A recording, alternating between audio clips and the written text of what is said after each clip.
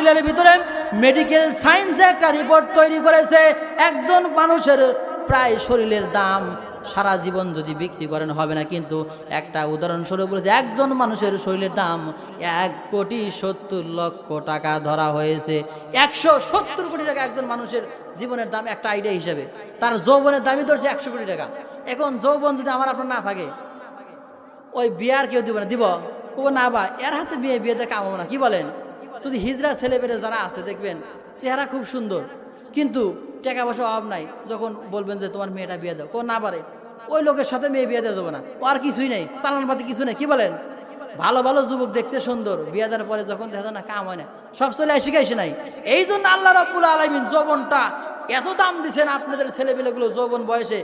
বগুড়া গান বাজছে কয়েকদিন আগে, একটা মারাই গেছে। এই গান বাজনা বাদ দিয়ে যে আয়োজন করেছে, কোরআনের মেলা লাগাইছে, আশেপাশে যারা কবরে ঘুমায় তারা বুঝতেছে কি সুখ শান্তি তারা কবরে শুয়ে শুয়ে পাচ্ছে, কিন্তু আমাদের বুঝে আসতেছে না।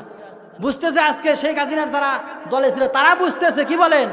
এই যে আইনমন্ত্রী আনিসুল হক যখন ধরা পড়ে, প্রথম পর্যায়ে ধরা পড়েছে, দেখেন আমাদের জামাত ইসলামের যারা কর্মী ভাইরা আছেন, একজন কর্মী মারা যাক আর একজন কর্মীর বিপদ হয়, এটা তারা কখনোই চান নাই, কি বলেন? তারা নিজেরা বিপদে পড়েছে, আরেকজনকে বাঁচাইছে। কিন্তু এই আইনমন্ত্রী আনিসুল হক আর এই সালমান এফ রহমান দরবেশ বাবা যখন নৌপথে পালাইতে লাগছিল, পালানোর সময় আইনমন্ত্রী কোস্টগার্ড পুলিশ ধরে ফেলাইছে, লুঙ্গি পরার সবাই। ধরার পরে তখন নিয়ে যায়, তাকে আনিসুল হক বলতেছে যে পুলিশ ভাই, আমার আর এক ভাই আছে। বলে কেউ? বল না, ওটা তো আমাদের আপনার আমলিকের কোন নেতা না। বল না, ওটাই নেতা। বলে কি নাম? বলে সালমান এফ রহমান দরবেশ বাবা। কয় না, ওনার যে সুন্দর দাড়ি, কি কন রবীন্দ্রনাথের মতো সেরকম তেল তেলা দাড়ি, কি বলেন? সেই বড় বড় দাড়ি। হ্যাঁ, তাহলে কয় না, তো দাড়ি নেই, দাঁড়িয়ে সেভ করছে। দেখেন, বাঁচার জন্যে, সারা জীবন আকাম করার বাঁচার জন্যে বুড়া মানুষ একবার 80 বছর বয়স হয়ে গেছে গা। বাংলাদেশে যতগুলো ধনী আছে তার মধ্যে একজন দাড়ি কেটে ক্লিন সেভ করছিল। আমি নিজেও প্রথমে চিনি নাই, মাথার সাদা চুল কলপ করছিল, তাও বাঁচতে পারে না, কি বলেন? আবার যাদের দাড়ি নাই, দাড়ি মানে ছিল না, তারা দাড়ি রেখেছিল, দাড়ি রেখে একদম বড় করে মনে হয় একবারে পিসাব সেজে গেছে গা। মুসলমান ভাইরা, আমরা এই জন্য বিপদে পড়ার পরে ইসলামী আন্দোলনের কর্মীগুলো নেতাদের বাঁচানোর সাহায্য সহযোগিতা করেছে, কিন্তু ওই জালেমরা একা একা মরবে না, সকলকে নিয়ে মরার পরিকল্পনা করেছে। পালাইছে হাসিনা, পালাইছে, ঠিক কিনা মুসলমান? কাউকে কিছু না বইলা শ্বশুর বাড়ি গেল চইলা, দুঃখ বলি কার কাছে? পালাইছে হাসিনা, পালাইছে। শ্বশুর বাড়ি চলে গেছে, কি বলেন? বহুত দিন স্বামী ছাড়া থাকা যায়? আমি রংপুরে মাহফিলে গিয়ে এক ভাই, যুবক ভাই বললাম, অটো ভ্যানে, বলে ভাই বয়স কত? বলে 28 পার।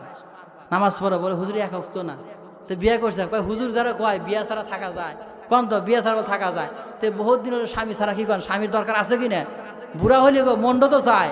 পালাইছে হাসিনা, পালাইছে, বহুত দিন পরে হইলেও সে ভারতে গেছে মোদির কাছে, ঠিক কিনা মুসলমান? মুসলমান ভাইরা আমার, দুনিয়ার ভিতরে যারা ইসলামী দল বাদ দিয়ে যারা অন্য দল করবে, আল্লাহ কঠিন কালে কঠিন কালে গ্রহণ করবেন না। কবরে যাওয়ার পরে আপনার বুকে হাত দিয়ে যখন ইমাম সাহেব বললেন বিসমিল্লাহি ওয়া বিল্লাহি ওয়া ফি সাবিলিল্লাহি ওয়ালা মিল্লাতি রাসূলিল্লাহ বলে যখন আপনার বুকে হাত দিয়ে রাখবে, তখন বলেন আপনি ইসলামের কাজ যদি আপনি না করেন, ওই রাসূল ওই সময় কিন্তু আপনাকে চিনবে না। চিনবে? উদাহরণ দিলে বুঝবেন।